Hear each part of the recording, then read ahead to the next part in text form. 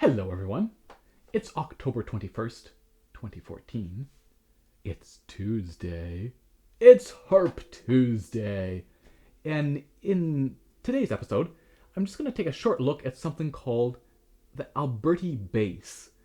It's named for a composer, but of course, many composers use this pattern.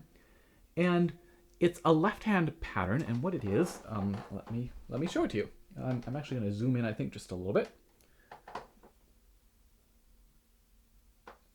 Get a nice look at my left hand. And this pattern, you might know it from Mozart. What is it?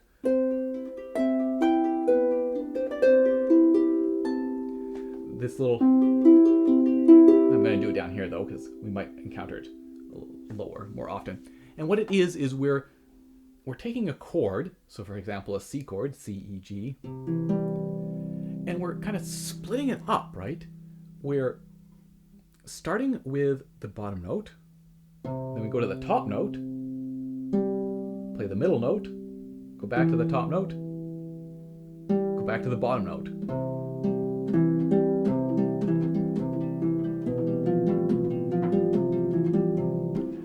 And it's a pattern that you'll encounter in many different pieces, and it's good to be able to do that fluently with a left hand. It's kind of fun once you get a hang of it, but it's a little bit challenging if you've never played it before. So I'm going to kind of try to break it down and slowly look at what's happening and what to think about as you practice it. So we're going to do this little C chord pattern. And first of all, we can think about our position when we start with 3 and 1 on the string. And thinking about second finger, making sure that we're not like this. The second finger is just hanging down nice and relaxed. We've got this nice, good 3-1 position. We play the third finger, and when we're practicing it slowly in particular, we can think about that nice close right down towards the bottom of the palm.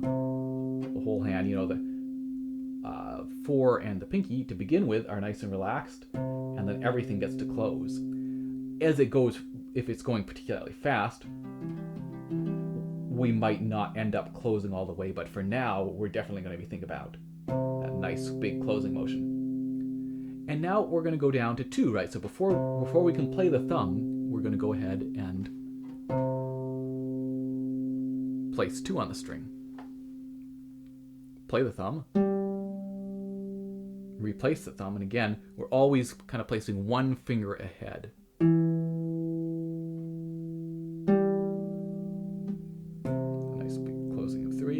Up. It's almost as if we're just going back and forth. It's just we're switching on the bottom, right? It's always a note, thumb note, another note, thumb note. So the thumb is always playing every second note. It's just we're switching between 3 and 2.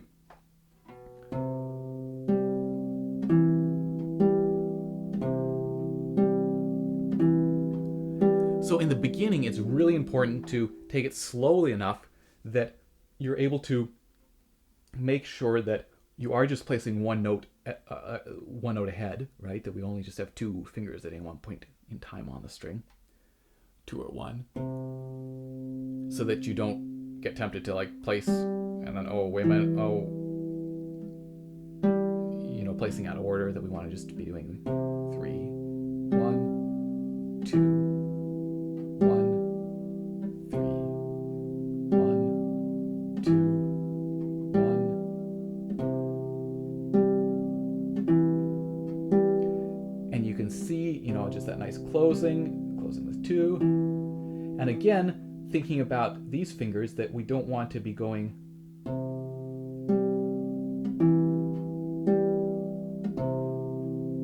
having the fingers stay closed into the palm, except when they're playing. We want to think about always having all these fingers, whenever possible, they're operating as a unit. So we start with all of them as a unit. They're relaxed and open. We're not just having the third finger on the string and everything else closed. We're open.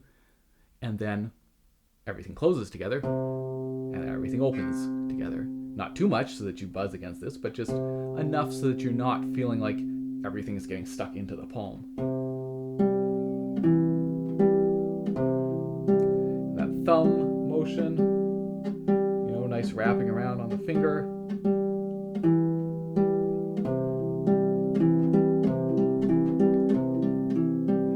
So taking it nice and slowly.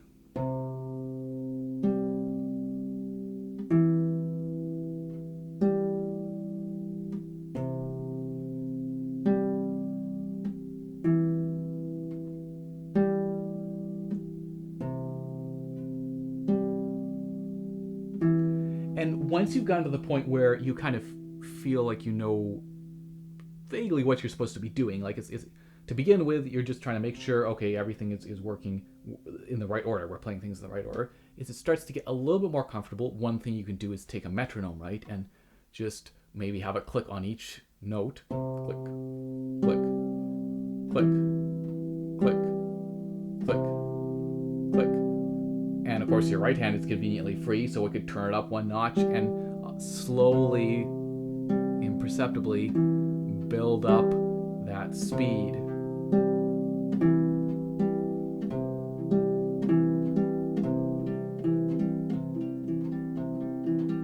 And as it goes faster, you can see again, maybe I'm not doing a huge closing motion of the hand, of the fingers.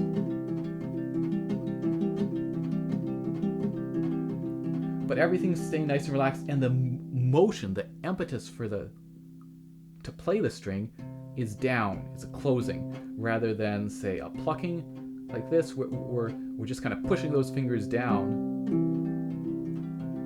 nice and relaxed.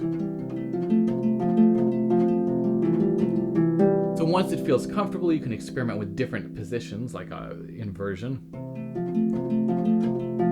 And you can also try how it feels to have the fourth finger on the bottom.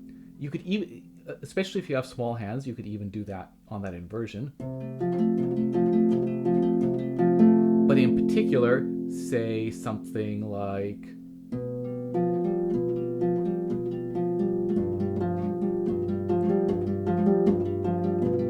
some sort of maybe G7th chord.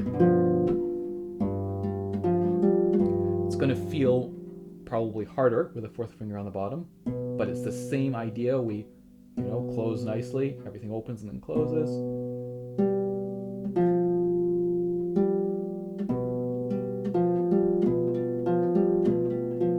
And then switching.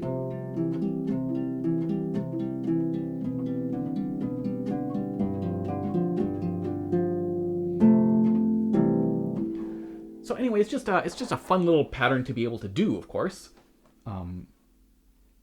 And fun to play. And if you spend a little bit of time practicing it and mastering it, then anytime you encounter it in a piece of music, it's going to be no problem.